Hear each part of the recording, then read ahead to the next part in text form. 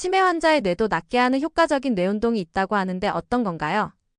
이 이야기를 하기 전에 란셋 위원회에서 14가지를 주의를 하면은 45%를 예방할 수 있다 그러는데 그 중에 쭉 요약을 해보면은 뇌 운동, 뇌를 자극하는 것이 아마 23%에서 24% 정도로 거의 반 이상이 뇌를 자극을 하면은 치매 예방이 된다. 여기와 관련이 많습니다. 그래서 치매 예방을 위해서 뇌 운동이 굉장히 중요해요. 뇌 운동은 인지 운동도 있고 또 육체적인 운동도 뇌 운동이 되기도 합니다. 그래서 인지 운동을 살펴보면요, 뇌를 골고루 이제 자극시키는 게 좋은데 첫 번째는 언어 자극이 있습니다. 여기는 외국어를 배우거나 내가 꼭 뭐를 하고 싶다는 그런 소망이나 꿈을 담은 요약된 단어, 예를 들면 부자라도 좋고 건강도 좋고 출세도 좋고 이런 예를 들어 내가 꼭 하고 싶은 그런 단어를 한 5개 정도 요약하는 단어를 읽을 수도 있고 외국어 단어를 외울 수도 있고 외국어 공부를 할 수도 있고 이런 것이 굉장히 좋고요. 또 어떤 방법이 좋냐면은 새로운 것을 하는 것도 좋습니다. 그래서 안 하던 것을 해보는 것도 굉장히 중요하고요. 두 번째는 수학 문제를 풀어보거나 계산을 하거나 논리적인 거를 하거나 즉 예를 들면은 스토크를 하거나 퍼즐을 맞추거나 숫자 계산을 하거나 암산을 하거나 초등학교, 중학교 수학 문제를 풀어보거나 바둑을 두거나 게임을 하거나 이런 것들이 뇌 운동이 되고요. 세 번째는 감각 통합 운동이라는 게 있습니다. 그러니까 눈을 감고 컵을 만졌더니 이건 컵, 이건 연필 이런 감각을 통합하는 운동을 할 수도 있고요. 또는 악기를 다루면서 노래하고 연주하고 이런 것도 뇌 운동이 굉장히 잘 되고요. 그러고는 신체 활동을 하면서 인지 활동을 같이 하는 겁니다. 그러니까 활동적인 운동에 들어가는 건데 운동을 하면서 뇌 운동을 같이 하는 거죠. 그러니까 육체적 운동과 뇌 운동을 같이 하는 것도 중요하고요. 그러고는 글을 쓰거나 소설을 쓰거나 창의적 활동을 하는 것도 뇌 운동 아주 효과적인 뇌 운동이 됩니다. 그래서 이렇게 즐거운 마음으로 새롭고 즐겁고 조금 반복적이지만 조금 난이도가 있는 어려운 것을 하게 되면은 쉽기만 한 것은 내 자극이 안 되니까 약간 어려운 것을 하게 되면은 내 자극이 돼서 굉장히 좋고요. 너무 어렵거나 너무 많이 하게 되면은 머리에 스트레스가 돼서 오히려 역효과가 될 수도 있습니다. 그리고 여섯 번째는 뭐가 있느냐 하면은 마인드 바디 운동이라 해가지고 이것은 운동을 하면서 명상을 하는 것과 같습니다. 그러니까 단순한 것에 집중하면서 운동을 하는 거죠. 이런 방법으로 태극권이라든지 요가라든지 기공이라든지 명상을 하면서 걷는다든지 이렇게 하는 것도 효과적인 뇌 운동이 되고요. 마지막에는 엑서리움 또는 엑서게임이라고 표현을 하는데요. 엑서사이즈를 하면서 게임을 하는 거죠. 운동을 하면서 게임을 하는 건데 닌텐도의 위피시라든지 이런 것들로 게임을 하면서 운동을 같이 하면은 내가 효과적으로 자극을 받기 때문에 효과적인 뇌 운동이 됩니다. 치매 예방을 위해 어디서든 할 수 있는 손 운동법이 있나요? 손 운동이 머리에 큰 효과가 있다는 것을 알기 위해서는 지금 호문쿨루스라는 그림이 나오고 있는데요. 이 그림을 보시면 이해를 하기 쉽습니다. 오른쪽에 개성하게 생긴 사람 모습을 호문쿨루스라고 이야기해요. 호문쿨루스는 중세 시대에 연금술사가 만든 인조인간을 호문쿨루스라고 했고 근시에 들어와서는 남자 정자 속에 아주 조그만 인간이 들어있다. 그 인간을 호문쿨루스라고 했고 현재는 개성하게 생긴 사람을 호문쿨루스라 그러는데 우리 머리에 운동이나 감각을 담당하는 영역에 얼굴의 운동을 담당하는 거라면은 그 부분을 얼굴로 그리고 손을 담당하는 부분이라면 손을 그린 것을 이렇게 모아서 봤더니 그 모양이 오른쪽에 보이는 사람처럼 얼굴과 입과 입술이 엄청 크고 손도 엄청 큰 이런 사람 모습을 하더라. 이게 이제 호문쿨루스입니다. 여기 보시면은 손 운동을 하면은 손이 큰 것만큼 뇌가 많이 자극이 되고 웃는다든지 얼굴 표정을 자꾸 하게 돼도 얼굴만큼이나 뇌가 자극이 되고 노래를 부르거나 말을 하거나 혀를 이렇게 자극을 해도 그 입과 혀가 큰 것만큼 뇌가 효과적으로 자극을 받습니다. 그래서 손 운동이 그만큼 중요합니다. 그래서 집에서 간단히 할 수 있는 초간단 운동을 소개해달라 그러는데요. 여러 가지 방법이 있지만 첫 번째는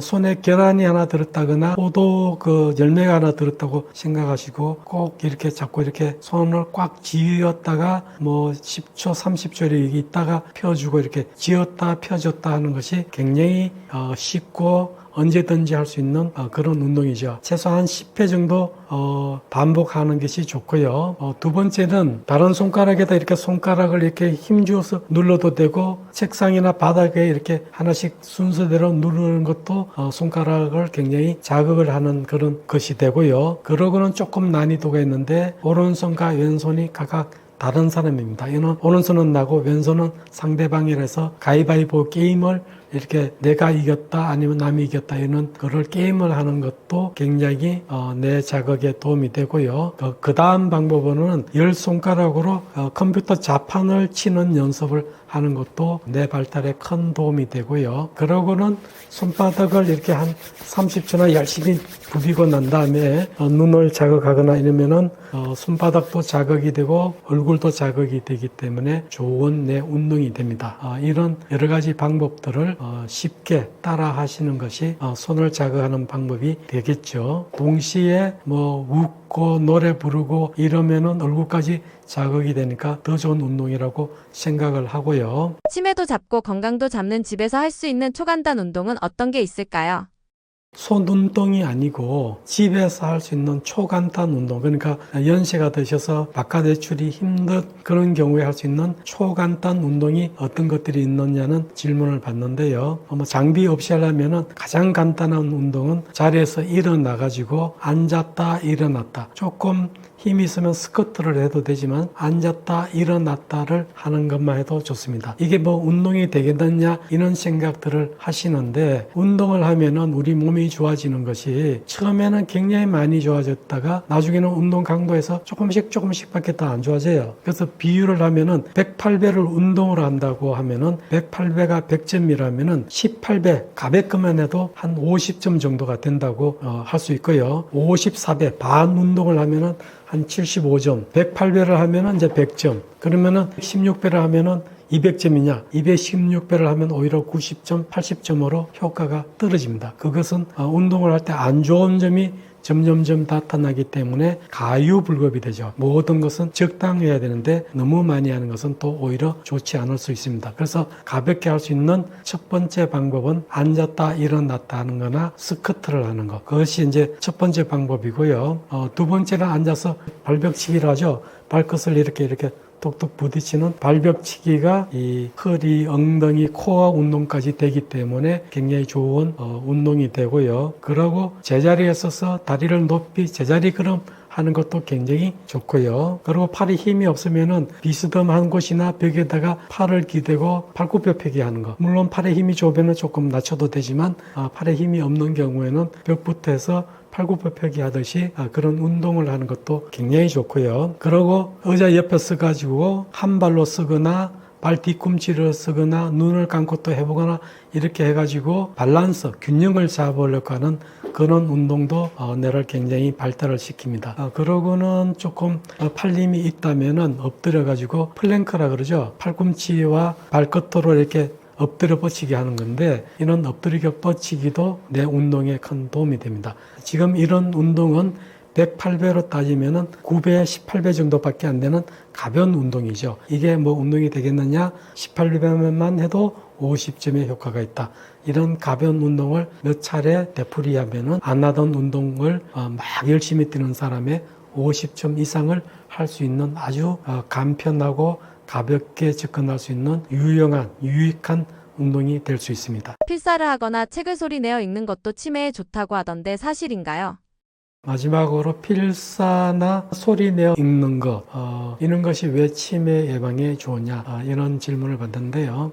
소리내어 읽으면은 치매 예방 효과가 굉장히 큽니다. 우리가 소리를 내려면은 시각으로 보면서 글을 보고 이제 소리를 내는 거니까 시각, 또 내가 소리를 내면 청각, 이런 감각신경이 작용을 하고, 또 내가 후두나 이런 가슴이나 이런 목 이런데 근육들이 운동을 하기 때문에 운동신경이 자극이 되고, 그리고 또 글 내용을 이해한다든지 생각을 하게 되면은 전두엽의 자극 기능과 언어 중추 기능이 아주 활발해지면서 다른 내 영역도 동시에 자극이 되면서 머리가 좋아지게 됩니다. 그래서 눈으로 글을 단순히 보는 것보다 소리 내어 읽게 되면은 암기력이라든지 기억력이 20%에서 40% 이상 오래 유지된다는 그런 연구 논문들이 있고요. 특히 알츠하이머 치매 등의 인지 저하를 막는데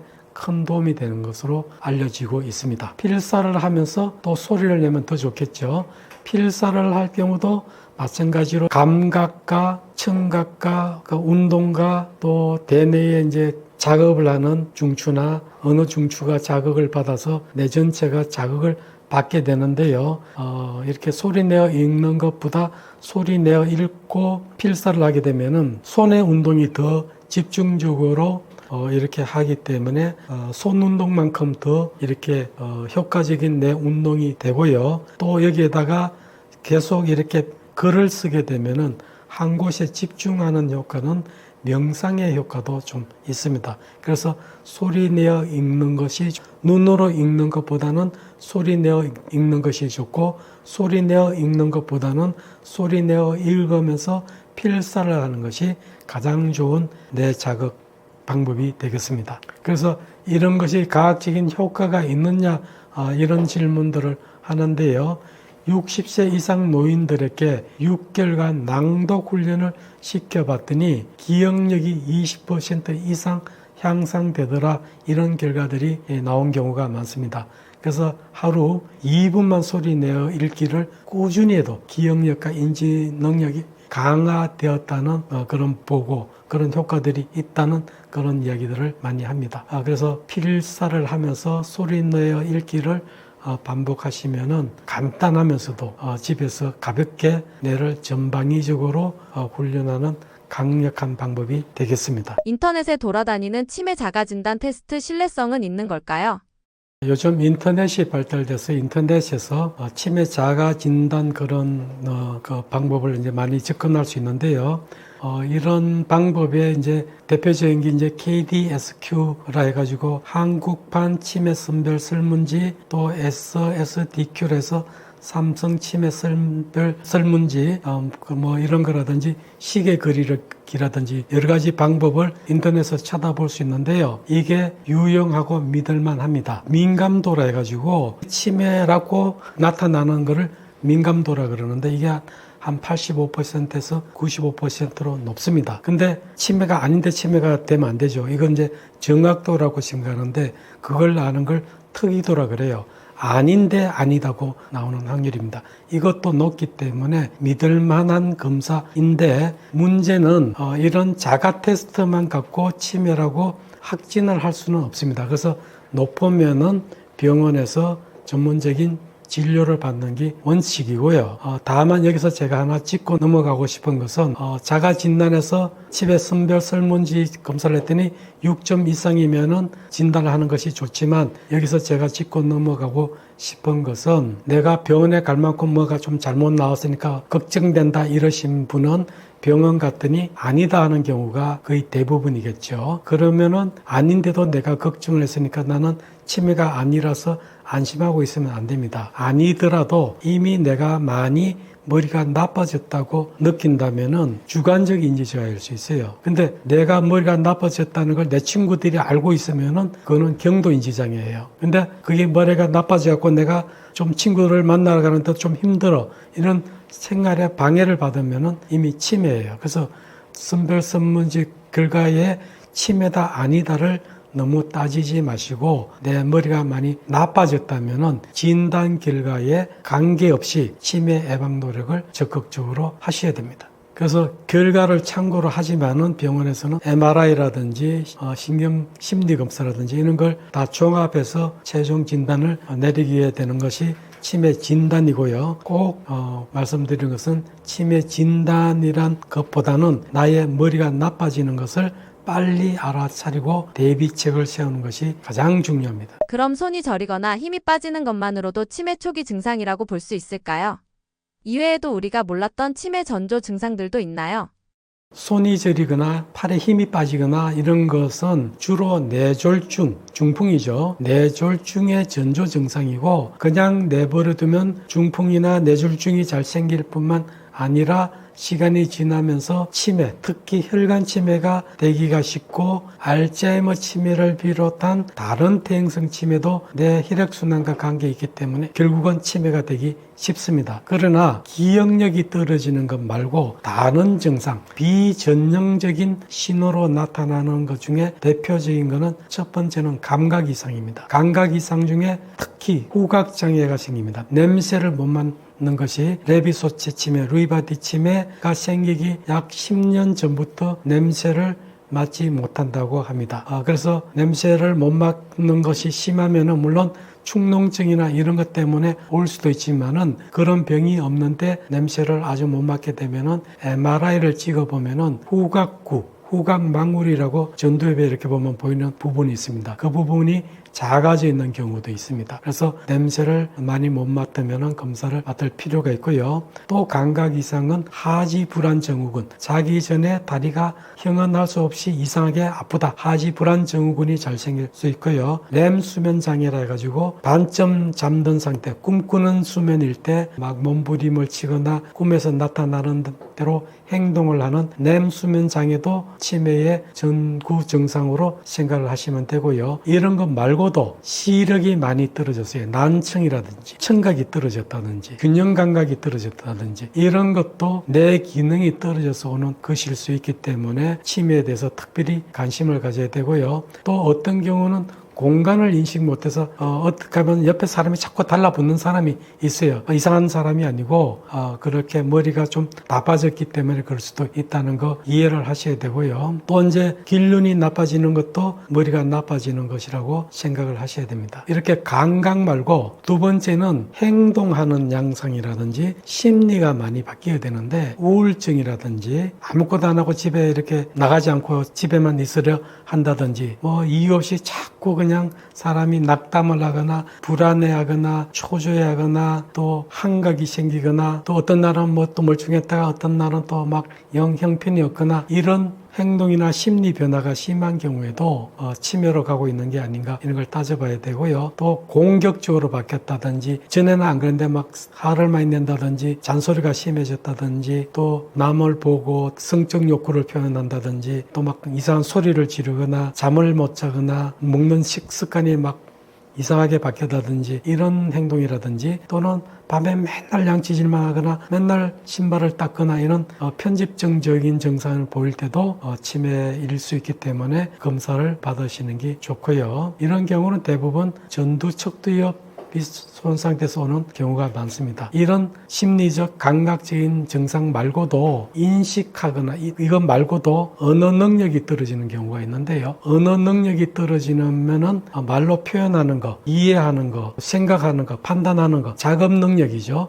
작업 능력도 언어 능력과 이렇게 오버랩되어 있는데 이해하고 판단하고 결정하고 이런 작업 능력도 떨어질 뿐만 아니라 말로 표현하는 능력도 떨어져 가지고 또 남들하고 이해할 때 제대로 이해를 하지도 못하고 말로 표현할 때 적당한 단어를 찾지 못하고 이것저것으로 표현하거나 계산 능력이 떨어져 갖고 판단력이 떨어져서 사다고 이상한 물건 노인 아닙니다만은 노인 관광 가셔갖고 이상한 물건을 잔뜩 사오거나 이런 것은 판단력이 떨어진 건데 언어 기능하고도 좀 관련이 있습니다. 이래도 치매가 아닌가 의심을 해보셔야 하고요. 운동 기능도 떨어지는데 특히 이제 손이 떨리거나 종종 걸음을 하거나 뭐 이런 것들이 있어도 치매가 아닌가 따져봐야 되고요. 여러 가지 증상, 감각 기능이 떨어지거나 운동 기능이 떨어지거나 심리적인 증상이 이상하게 심리적인 거나 성격이 바뀌거나 또 말하는 이런 것들이 바뀌게 되면은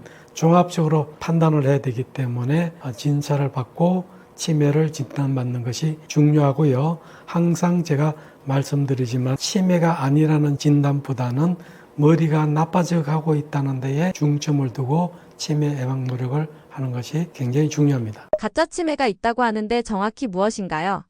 치매 증상이 우울증과도 비슷해 보이던데 연관성이 있을까요?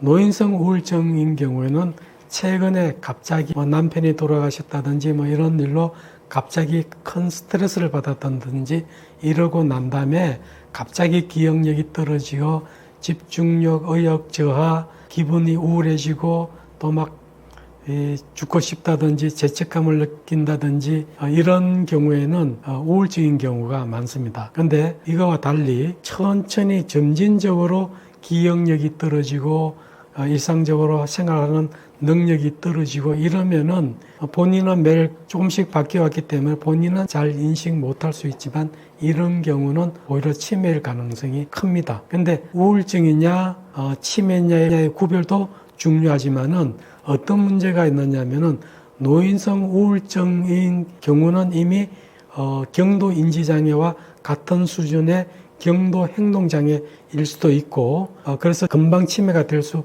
있는가 하면은 다른 치매 환자인데도 또 우울증이 잘 올 수 있기 때문에 우울증과 치매 구별보다는 노인성 우울증도 머리가 많이 나빠졌다는 걸 아시고 치료를 하셔야 되고요. 노인성 우울증을 치료해 보면은 정말 잘 낫습니다. 노인성 우울증은 또 설명을 들었습니다만은 머리의 혈액순환 장애와 관련이 있는 경우가 많기 때문에 혈액순환을 개선시켜 드리면 드라마틱하게 좋아집니다. 그래서 꼭 진단 받으시고 때로는 뇌세포 재활 치료를 받으시는 것이 노인성 우울증을 치료하는 아주 좋은 방법이 될 수 있습니다. 자가 진단 후 꼭 병원을 가야 한다면 언제가 제일 골든타임인가요? 조기 발견만 한다면 치매도 회복 가능한 걸까요? 부모님이나 가족을 테스트해 봤더니 6점 이상이 나왔다. 이러면은 치매 검사를 빨리 받으러 가야죠. 빨리 갈수록 좋으니까. 이런 설문조사는 또 검사는 각자의 기준이 다르기 때문에 편차가 심할 수 있습니다. 그래서 딱 치매다 아니다로 항상 제가 생각하지 마시고 내가 나빠졌느냐 아니냐를 따지라고 했기 때문에 비슷하게 점수들이 몇 개라도 나오면은 정밀 검사를 받아보는 것이 첫 번째고요. 두 번째는 받고 괜찮아도 치매 예방 노력을 열심히 해야 된다고 했습니다. 그래서 치매 진단이 치매가 아니라고만 좋은 것은 아니다. 적극적인 치매 예방 노력을 할 때다. 이런 것이 이것은 이제 의학적 패러다임하고는 조금 다를 수 있지만은 열심히 치매 예방 노력하고 또 때로는 예방 치료를 해야 됩니다. 요즘 아밀로이드 항체 주사라는 것도 나왔지만은 이게 치매가 되고 난 다음에 아밀로이드를 없애도 치매가 좋아지는 것은 거의 큰 효과가 없는 것으로 알려지고 있고요. 예방하기 위해서 미리 쓰면은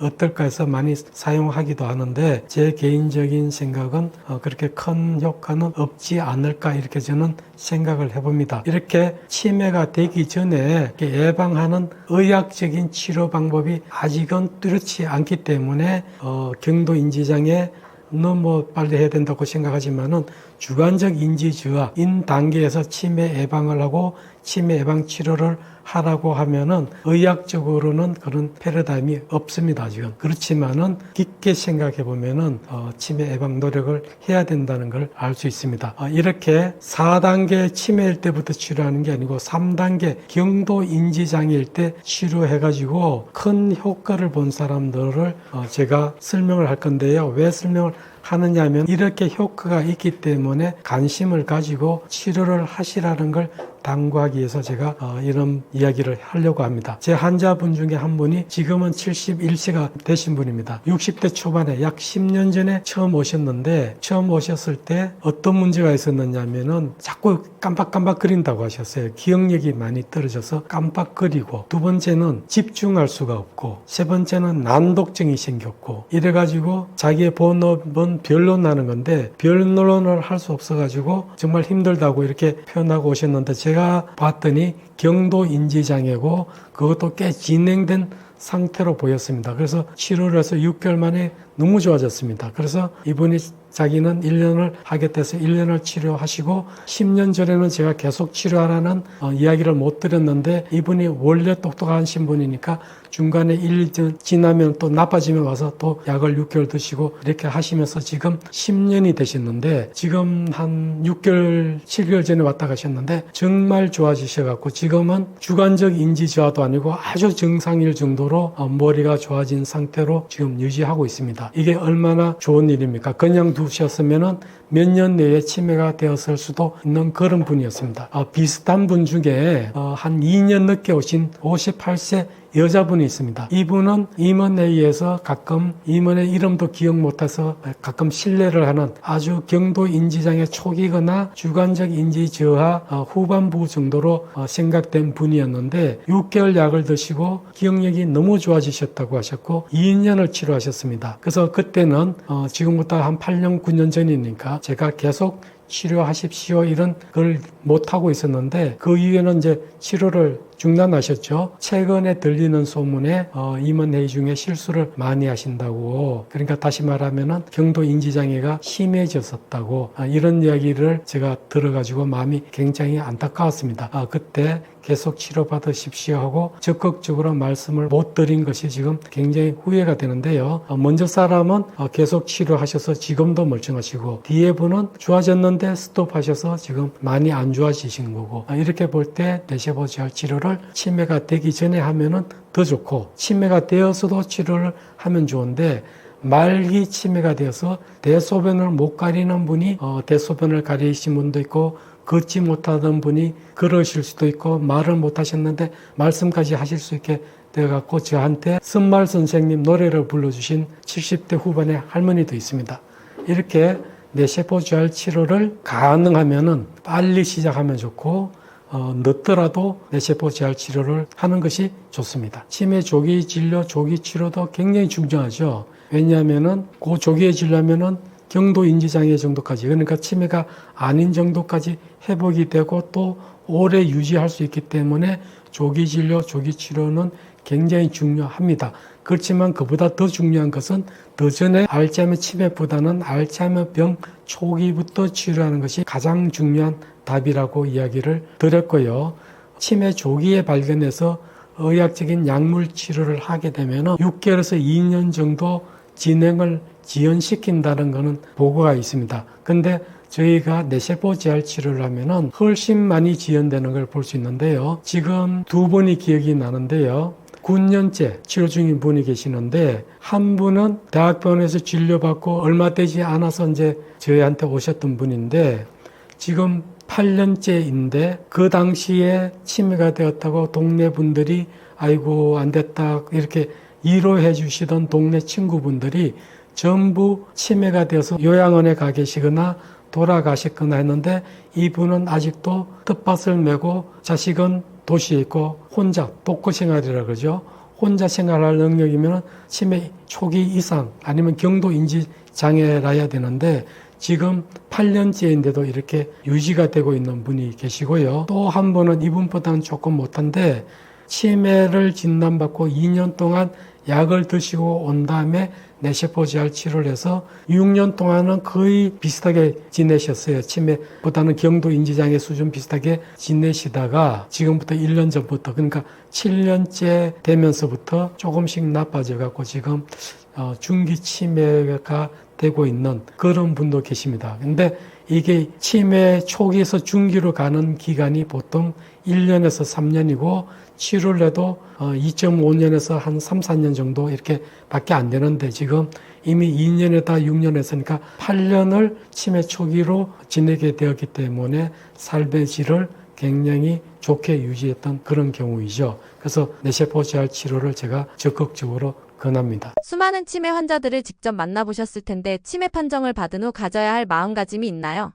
치매가 늦게 진단받느냐 초기에 진단받느냐에 따라 다 다르겠죠. 받는 충격이 다른데 일찍 진단을 받아갖고 충격을 받게 되면은 하늘이 노랗겠죠. 그렇지만은 현실을 받아들이고 이렇게 될 때 이제 어떤 걸 하게 되느냐면은 답다라는 심리 과정을 겪게 돼요. DABDA인데 답 부정하게 되죠. 나 치매 아니야. denial. 그리고 A, 화가 나죠. anger. 그리고 D, 우울증, 디프레션에 빠지고 또 B는 바게인이라 해가지고 타협을 하고 그리고 A는 accept를 하는 겁니다. 그러니까 처음 치매라는 충격적인 진단을 받게 되면은 부정을 하게 되고 좀 뒤에는 화가 나게 됩니다. 근데 치매 진단을 받아도 수용하는 자세가 필요하고요. 자책하거나 화를 내지 마시고 수용하면서 앞으로 적극적으로 살려는 노력이 중요하기 때문에 인지 자극 치료, 신체 활동 치료, 음식 치료 이런 데다가 약물 치료뿐만 아니라 뇌세포 재활 치료를 적극적으로 받으면서 최대한 딜레이를 시키려는 그런 마음의 자세가 굉장히 중요하고요. 그리고 이제 또 화가 나거나 그럴 때는 감정 표현을 전혀 안 하는 것보다는 좀 하는 것이 좋고요. 가족들도 조금만 잘하면은 막 칭찬해주고 이렇게 작은 성취에도 만족할 수 있게 이렇게 도와주는 것이 굉장히 중요합니다. 그리고 가족들이 특히 자녀나 가족들의 또 가져야 되는 마음가짐은 환자가 자꾸 묻고 또 당연한 것도 못하고 하면은 이제 짜증도 나고 이렇게 답답하기도 하고 이런 걸 느끼시게 되는데 환자이죠. 치매 환자는 감기 환자가 콧물을 흘리고 기침을 흘리는 거랑 똑같습니다. 너 왜 콧물 흘려? 너 왜 기침해? 콧물 흘리지 마, 기침하지 마. 이렇게 할 수 없는 것처럼 치매 환자가 비정상적인 행동하는 걸 나무랄 수가 없는 내용입니다. 그걸 알고 받아들이는 것이 굉장히 중요하고요. 그리고 이렇게 하면은 그래도 고통이 쌓이기 때문에 스트레스를 표출하는 주 돌봄을 담당하는 분은 일주일에 한 번이라도 다른 형제가 와서 봐드린다든지 해서 이렇게 벤틸레이션, 감정을 표출할 수 있는 그런 기회를 갖는 것이 중요하고 경제적으로도 n분의 1로 나누는 서로 십시일반하려는 자세가 필요하고요. 그리고 장기적인 병이기 때문에 거기에 맞게 지구전을 벌려야 된다는 그런 마음가짐이 중요하다고 생각됩니다. 치매 환자가 제일 걱정하는 것은 버려진다는 공포죠. 버려진다는 공포를 가장 두렵게 생각하기 때문에 스킨십을 하거나 항상 끝까지 잘 모시겠다라고 이렇게 이야기를 하면서 안정시켜주는 것. 이것이 굉장히 중요합니다. 항상 집에서 내가 끝까지 돌봄을 받는다는 것만큼 환자를 위로하는 것이 없겠죠. 이런 마음의 자세와 표현이 자식이나 가족에게는 필요합니다. 치매 치료 비용이 만만치 않은데 중간에 치료를 포기할 경우 빠르게 악화되나요? 치매는 정말 장기적으로 이렇게 끌고 가는 병이기 때문에 치료비와 돌봄비, 특히 돌봄비가 많이 들게 되는데요. 이게 가족에게 큰 부담으로 작용하는데 국가나 지자체나 이런 데서 이제 지원한 다양한 제도가 있기 때문에 그런 걸 다 이용을 해야 되는데 가장 큰 혜택은 노인 장기 요양보험. 여기서 받는 혜택이 가장 큽니다. 그래서 노인 장기 요양보험을 받기 전에 평가를 받으셔가지고 5등급 이하를 받게 되면은 다양한 서비스를 받게 될 수 있죠. 그래서 통계를 보면 2025년 기준으로 지역사회에서 자기 집에 계시는 분이겠죠. 집에 계시는 분은 1년에 1,733만 원이 든다는 기준이 있고요. 요양원에 입소를 하거나 병원에 입원하게 되는 경우에는 1년에 약 3,138만 원이 든다는 그런 통계가 있습니다. 그리고 정부 지원은 연 최대 36만 원이고요. 이 말고도 아마 돈이 많이 들 거라고 생각을 합니다. 그래서 치매 돌봄 비용이 정말 크다. 이런 안타까운 점이 있고요. 그래서 치료를 포기하는 경우가 여러 가지 이유로 발생하는데 대부분은 중기 이상이 되면은 돌보기가 상당히 힘들어요. 그래서 요양원이나 이런 데 입소하는 경우가 많아지는데 그걸 어느 날 갑자기 요양원에 가시게 되면은 환자가 버려졌다는 정신적 충격을 많이 받기 때문에 요양원에 보다는 주간 돌봄센터 같은 데를 다니면서 조금 내성을 키운 다음에 입소를 하는 그런 중간 과정이 필요하다고 생각이 되고요. 이 치료를 중단하게 되면은 대부분 나는 이제 버려졌다고 환자 자신도 포기하는 경우가 많습니다. 그래서 치매가 굉장히 악화가 되고요. 악화가 돼서 말기가 돼서 다시 또 치료하려고 하면은 그때는 나빠진 내가 회복되지 않기 때문에 효과가 별로 없습니다. 그래서 포기하는 거를 주의를 하셔야 되고 요양원 같은 데 입소할 때도 중간 단계를 꼭 챙겨서 환자가 버려지는 게 아니라는, 오히려 요양원에 친구들이 많아서 좋다고 생각할 만한 마음을 가지실 때 요양원에 입소하게 되는 그런 기술도 필요하다고 생각이 됩니다. 치매는 의학적 난치병입니다. 난치병이 되는 이유는 많겠지만 제가 보는 새로운 시각, 새로운 패러다임, 한의학을 융합한 새로운 시각으로 보는 관점으로는 제일 큰 문제가 치매의 초기를 보면 안 되고 치매를 일으키는 병의 초기를 봐야 됩니다. 예를 들면은 알츠하이머 치매 초기는 알츠하이머 병으로는 이미 4단계로 진행된 병입니다. 그래서 1단계가 치매 초기가 아니고 알츠하이머 병이 많이 진행된 병이기 때문에 치매가 난치라는 그런 측면이 큽니다. 그래서 나는 아직 환자도 아니고 아무런 문제가 없는데, 그렇지만 속에는 알츠하이머 병이 크고 있습니다. 이 병을 잡으려는 노력이 치매를 이기는 가장 중요한 포인트가 되고요. 이걸 이기는 방법은 뇌세포 재활 치료와 식습관 변화, 식습관 관리, 생활습관 관리, 환경 관리와 뇌세포 재활 치료가 어우러질 때 치매를 완벽하게 이길 수 있습니다. 치매다 아니다를 자꾸 생각하지 마시고 머리가 나빠졌다는 것을 중점을 두시고 열심히 노력하시기 바랍니다. 감사합니다.